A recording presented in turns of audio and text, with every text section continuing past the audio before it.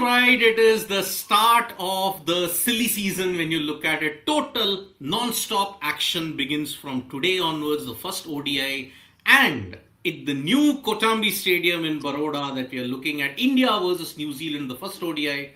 India have won the toss and have opted to bowl. It's perfectly set up in Baroda because when you bowl, you have the chase master in Virat who is going to come back. And remember, 15 years ago, 16 years ago, a match was played in Baroda where our current head coach Gautam Gambhir had scored a century and India had won that series final. But here, this is kind of a appetizer course before the main entree, that is the T20 matches. The T20 World Cup is upon us. So this is like a big appetizer that's there, the first of the three ODIs. And I'm joined by Harshit here. Harshit, let's take a look at the team first. Because the team, I'm sure you'll have plenty of things to say. Because I'll read out the team sheet that is there. Go ahead. Shubman Gill is the captain. Rohit Sharma, Virat Kohli, Shreyas Iyer, he makes a comeback after that horrific injury that he had. That was expected.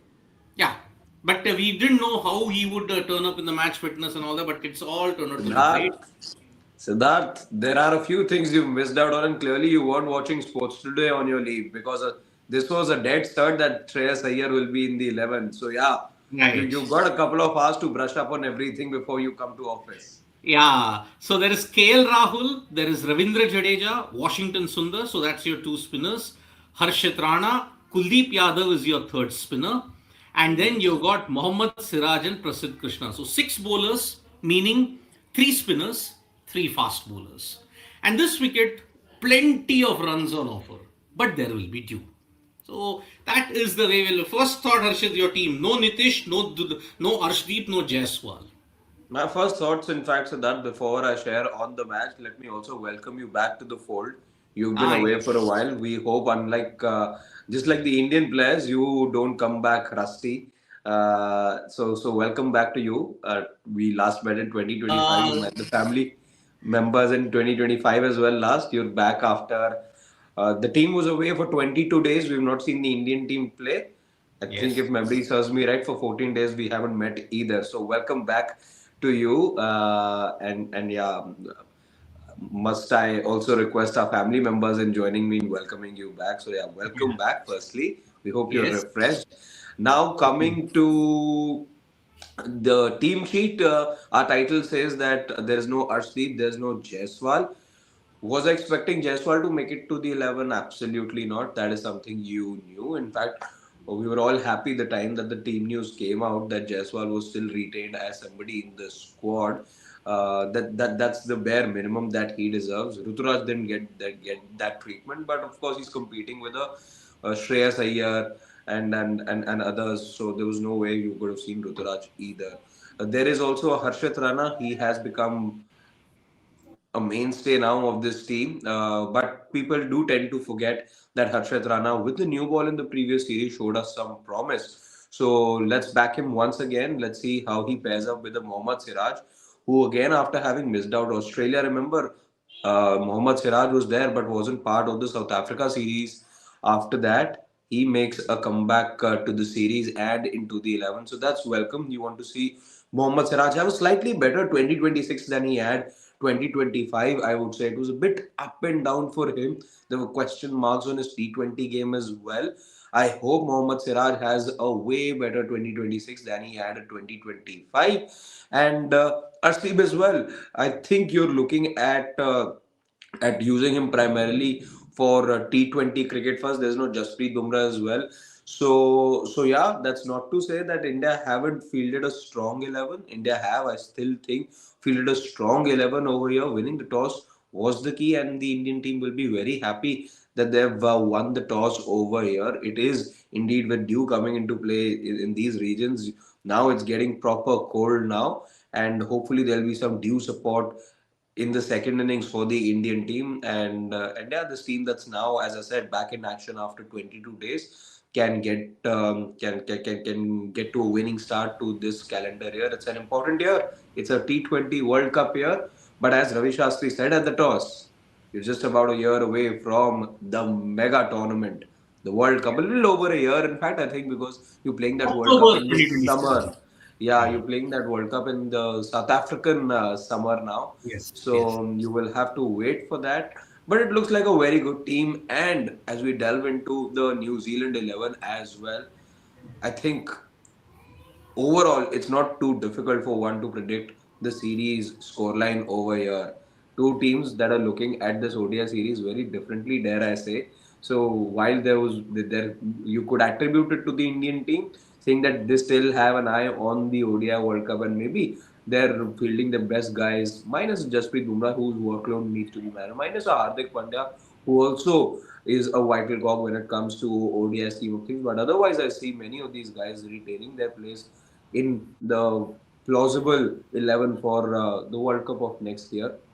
So yeah, it's and since I just touched upon that, let me also say that these are two unequals fighting in this ODI series. Things will change, I believe, in the T20 scheme of things. It's the last dress rehearsal for both the teams before they get into action come the 7th of February. But yeah, I am looking at this as a clean sweep for this Indian team. They're just head and shoulders above the New Zealand side, and we'll get to it. I want to know your thoughts as well because there's a huge gulf when you talk about the experience of the two sides.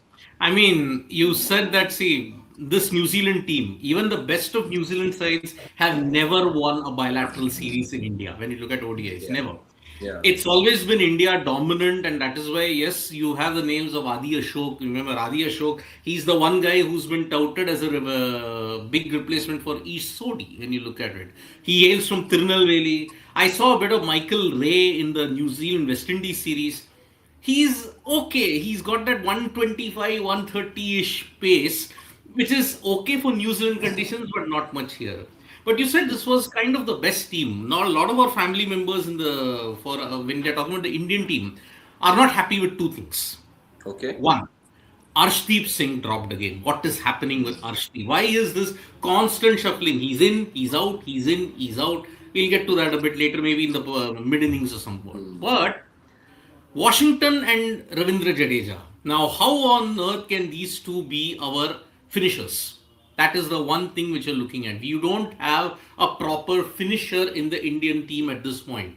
But in that, I want to point out, yeah, perhaps, perhaps when Hardik Pandya is then okay, you don't have to focus on the T20s much. You come back in the ODI scheme of things, you have your finisher right and right there. Okay. In July, see, ODI is only going to gain relevance from July. Nothing from now until June. ODIs will be irrelevant as far as the scheme of things are concerned. But it is important because Virat and Rohit, yet again, you are heading into a year before the World Cup.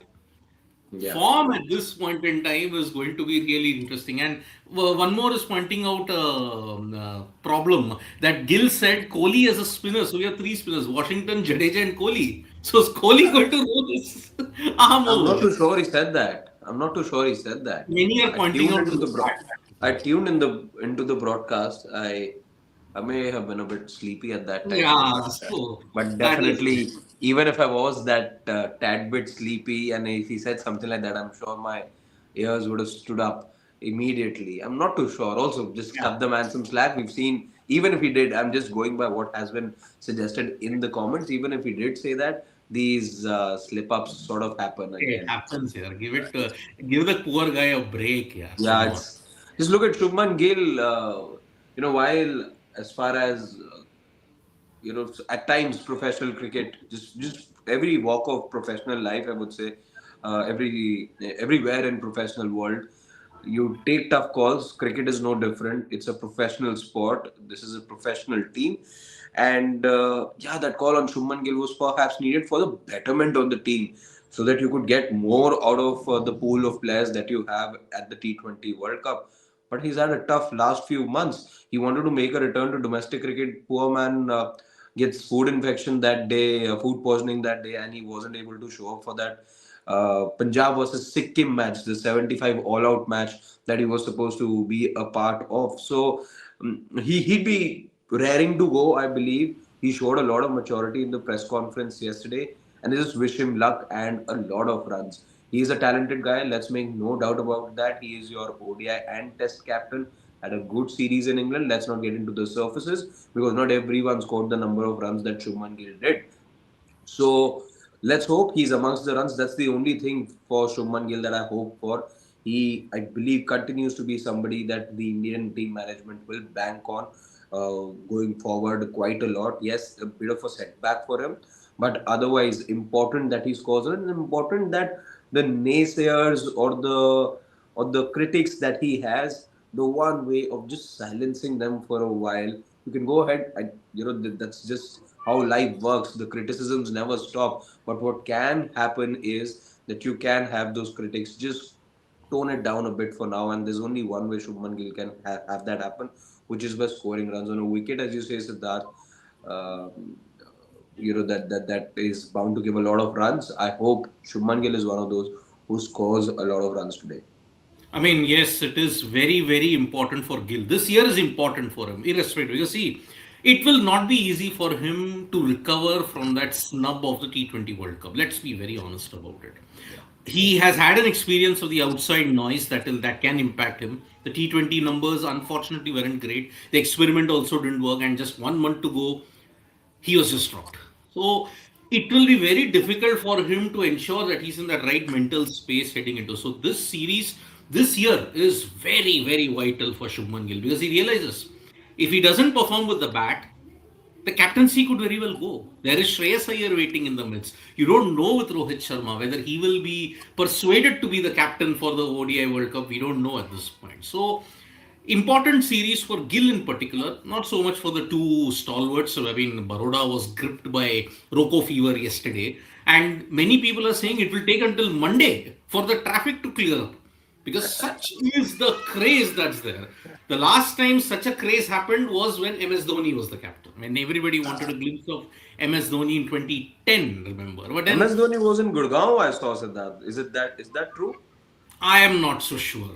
I am not so sure about whether he is in Gurgaon or not. But then, if he's there anywhere in the globe, how can we all meet him? How is he accessible to the fans? He can't be accessible to the fans.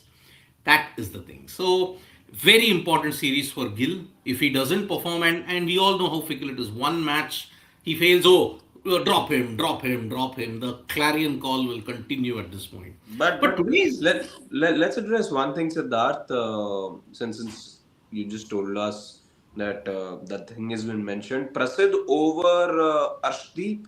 What could be the thought process? I'm just trying to think whether this has anything to do with New Zealand batters, lefty, righty, or this has anything to do with the surface or the conditions at hand. What explains Arshdeep Singh not going? Because let's be honest, a left-arm fast bowler like him, who has impressed, who everyone wants to see more of. Arshdeep Singh not being there, how? I'm just trying to think of reasons why look, exactly that has happened. there are two left-handers at the playing 11 in the top. I'm just talking about the top order, okay? Devon Conway and Henry Nichols, okay? Will Young, Daryl Mitchell, Glenn Phillips are all right-handers. So if I have to look at the top five in that sense, there seems to be no matchup situation. Yeah. With Arshdeep, when I have to look at it, it's very strange. Your leading wicket taker in T20Is is also not considered most of the times. He's left out. Now he's not been picked in the ODIs after a very good series in South Africa. Let me tell you, he did bowl well in that last game, if memory serves me right, on the final ODI that happened. So it's very strange what's happening with Arshdeep at this point. But then see, when the ODI World Cup is nearing, at that time you want your team combination to be crystallized. Yeah. It will be a straight shootout between a Prasid, a Siraj, and a. When you see in South Africa, you're going to play three pacers. You have to play them. You have to play You three saying pacers. three plus Hardik? Yeah, you'll have to play them because see the conditions might be flat, but you'll only play two spinners. Your two spinners are Jadeja has to be one of them, Kuldeep and and then Jadeja. you're likely to go with Kuldeep after that. Yeah, Because Wash can give or you things with the bat, I know, but you need a bowler, especially on these flat conditions. Nobody better than Kuldeep Yadav. or Hardik plus only two pacers in Bumrah or Siraj slash Arshdeep, and then employ Aksar Patel. Aksar, Jadeja, Kuldeep. But are you playing three spinners in South Africa? That is the one thing which I have to understand. Anyway, even South Africa pitches in white ball are flattened out. Flattened So, out. Yeah, you're so right. that is why it will be a very interesting situation, and that too early October, November. That Hmm. you'll have to figure it out in there. But I think India are okay with their strength of three spinners. So I think any combinations, but Arshdeep, I don't know. But then Aksar, if you include, he's a finisher. He can bat any, he can be a finisher. Are Washi and Jaddu finishers at this point in time? That's the one thing which they have to address at this stage. So, yeah, Daniel M is also asking another relevant question, which I have anyway said in the morning thing when we broke that update that Dhruv Jurel has been announced as a backup replacement. Again, what do you do with Sanju Samson? 56 average, 99.6 strike rate. What more does he need to do? I really don't know at this point in time. So that Yeah. is the thing at this point. So it's not easy figuring out what more does Arshdeep need to do. So that's the thing. But yeah, it's a good wicket. I mean, as I mentioned, 67 meters and 77 meters. That is the boundary dimensions when you look at it. 77 is good. You don't hear 77 in India many a times. But the wicket is a fresh one. It's the first time you're playing an international game there for the men. Is it? I Siddharth, just correct me if I'm wrong. Maybe I just read this somewhere. Is it just the second ODI over there? no, this is actually the first ODI ever that you're playing. The venue's hosting is first men's ODI. That's the thing. First men's ODI. Men's Okay. ODI. You have actually hosted, I think, women's ODIs haven't played there, if I'm not Okay. mistaken, in Sikambi. Okay. So there, I think you can. It's been a flat wicket. I think with It's the the new Indian BCA stadium, right? Baroda Cricket Association Stadium. Although you have played at the old Baroda Cricket Association Stadium where Gambhir actually had scored 100. So that is the thing. So, very Anyway, interesting. before we answer more questions, Siddharth, since I already have made the series prediction, how about Hmm. you? Where do you stand? I can't disagree with you on that here. I mean, it will take something spectacular from New Zealand to ensure, or some amount of complacency from India to ensure that New Zealand do not win a match. Exactly. It's like, The gap is this big. It's this big. In fact, it's this big. I'm just doing that correct. because the frame is small over here. It's gigantic as far as I can take my two arms. I think that's how big the gap is. There is one team that has these players who played hundreds of matches put together. It'll be funny when you stack the numbers of the number of ODIs that this Indian 11 has played Yeah, vis-a-vis New Zealand, or even let's go and make it the 15 as well, because that will not make a difference. So looking at it, correct. 10 of the 15 players that New Zealand have named, Siddharth have played less than 10 ODIs. Correct. See, your most experienced guys are Conway, Eight Nichols. of them, eight of Yeah, them. Can I also add some more things over there? Eight yeah, of them have not played in India ever. yeah. See, Their Zach, experience, huh? yeah. Christian Clark hasn't played in India. Adi Ashok Ashok hasn't hasn't played. played. Mitchell Hay hasn't played.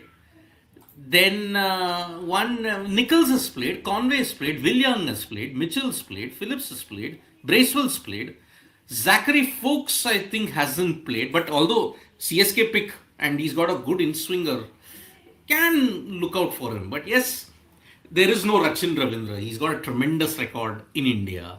You've seen how he performs in India, Rachin There's Ravindra. no Kane Williamson.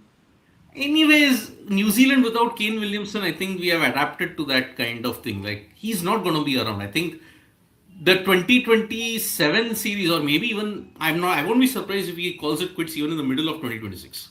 I won't be surprised. He's on a casual contract with He's on a NZ. casual contract. He's playing the SA20 right now. But there also he's on the bench most of the time. Hmm. That's the problem with Kane Williamson. So, yeah, nothing much to look forward to. That's the thing. So, New Zealand, see, they'll have their full strength for the T20Is. But for the ODIs, I agree. It's too huge a gulf. And it will be a miracle if New Zealand avoid a 3-0 whitewash. Honestly, Yeah, that's the yeah, problem. yeah. I agree with you. Yeah. Okay, quick word. Rohit Virat. There cannot be an ODI pre-show without the talk about Rohit and Virat. One was the Yeah. man of the series in Australia. The other was the man of the series in India and the South Africa series. What are we to expect? They are both coming off great VHT seasons. Rohit, not so much. He Two did hit, games, yeah.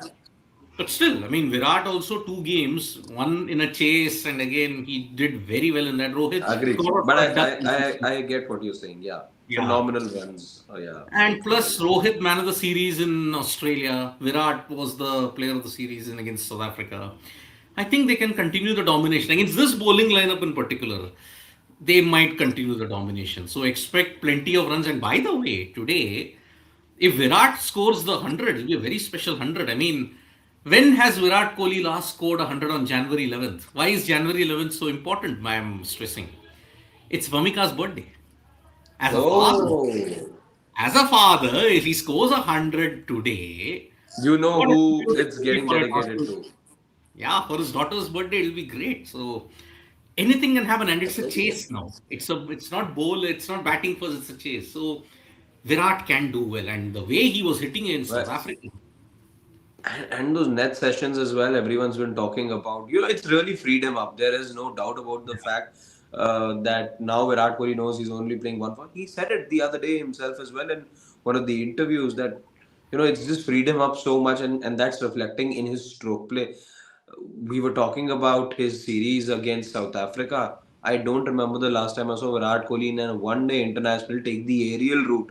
The number of times, in fact, it does take me back. I think he hit some 11 or 12 sixes, which was the most he's hit in a ever. three match ODI series. So Right. that just tells you how good a space he is in right now. He's got one format to focus. Absolutely bosses that format. Rohit also much the same.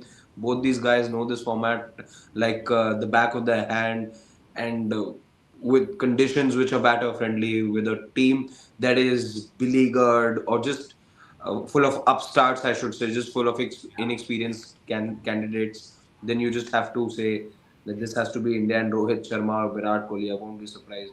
They Expect the should be. series where they will score big. Expect the series that they'll continue their great form. And actually, there is no, now that all the noise has also died down. No, what are they going to do? Even now, if they fail from now, even until 2027, their spots are secure. You cannot go into a World Cup without Rohit and Virat. Period. Hmm. So, I hope so that people are is, convinced. I hope the decision makers are convinced because yeah. the conversation around them was so strong that yeah, people will just find reasons, I believe, to just reignite it. But let's take a couple of comments of that before Yeah. we can end this stream. So Priyanshu is like saying Rohit, Virat, Mitchell, Gill. The battle is for ODI rankings. That's a good one. That's a Good good one. one. And Rajyam is like saying why they pick NKR if they don't want to try him in place of Hardik instead of trying to win bilateral. What will they do if Hardik is not available for WC 27? See, as I said in 23, for Hardik the bowler, they got Mohammad Shami. They couldn't replace Hardik the batter. That's the Yeah. one. No, And and you also got Surya in. but Surya wasn't half the batter as Hardik was. Agreed. Agreed. You Yeah. needed to make two changes. Yeah. Shardul Thakur was the other all-rounder you had. He went Yes. out. Which You is why I needed a think, proper batter and a proper bowler to make up for a Hardik Pandya. which is why I agree with Rajyam. What are they doing if they pick NKR? Just form him for the bench. But then again, see, you don't have a finisher. Now they're okay with a spin bowling all rounder in Washington Sundar. Was she? So that is the thing at this point in time. I like to watch Young batting, very smooth. Hope he scores 50 plus. I mean, Will Young, I mean, he was the difference maker last time. He was the player of the series when New Zealand whitewashed India 3-0. So, yeah, Will Young Yeah, is a with his tremendous player. different format altogether, but let's see how he comes about. There's a Bracewell as well, who has Yeah. punished India in the past. 140 in Hyderabad. I remember that was a great 150 wasn't it, Siddharth? 140, 140. 140. Okay. Michael Bracewell. Yeah. Hyderabad. That I Yeah. remember. Yeah. But Freaking Awesome makes a good point. Rachin is a big miss for New Zealand. He has a great ODI record in India. He can make a big difference. A big player to look out for is Daryl Mitchell. He's been in terrific form in ODIs. Agreed. Daryl Mitchell has been in great form, man. So He took the match away from you in Mumbai also. almost, all Yeah, he gave twice you a major scare. Twice he scored 100 both the times. against Did India only. Yeah. I'm talking about the. I think Who? we first match was in Kolkata against New Zealand. Dharamshala. Dharamshala. Yeah. Yeah, but both occasions it was Mohammad Shami, 5 wickets and 7 wickets that ensured India could reach the final. So that's why, yeah, Daryl Mitchell, man, great player of spin, also can tackle Kuldeep very well. So, yeah, the first ball is about to be bowled at this stage. So, Harshad, what are your predictions for the score? I won't get into match predictions because that'll be redundant now. And I Yeah, can say that safely for the second and third ODI as well. But as correct, far as correct. the score prediction for this one is concerned, New Zealand having a bad first, batter friendly conditions, but an inexperienced squad. Putting all of that together, I'm looking at still somewhere around 270 odd for New Zealand to get over here. 285 and India Hmm. easily chasing it down. Okay. Yeah, Okay. All that's right. the thing. So, yep, Okay, then just a we quick reminder to all of you joining us right now. This is how we intend to do our coverage for the ODI leg at least. We'll be joining you from our respective places, but that doesn't mean that we don't show up to work. We will be showing up to work. But the big show, not WWE, the big show as far as sports today is concerned will happen late in the night. That's when we'll touch upon everything. Nikhil too will be in the studio with us, and that'll be a marathon show. As always, is the deal. That's where we take all your comments. That's where we discuss both the innings, rules, DRS, umpires, what happened, what did not happen, what should have happened, what could have happened. All of those permutation combinations, possibilities, we'll discuss at the end. So we'll see you tonight, 10 o'clock, yep. 11 o'clock, whatever time the But match gets before over. that, we'll also Hopefully. be there for the mid innings. What has happened to the New Zealand innings then at 5:15. Yeah. We'll join you Yeah. for that. Until then, a lot more videos will be coming your way, folks. So bye bye from me and Harshad. Enjoy the game, enjoy the match. We'll be back soon. Bye bye.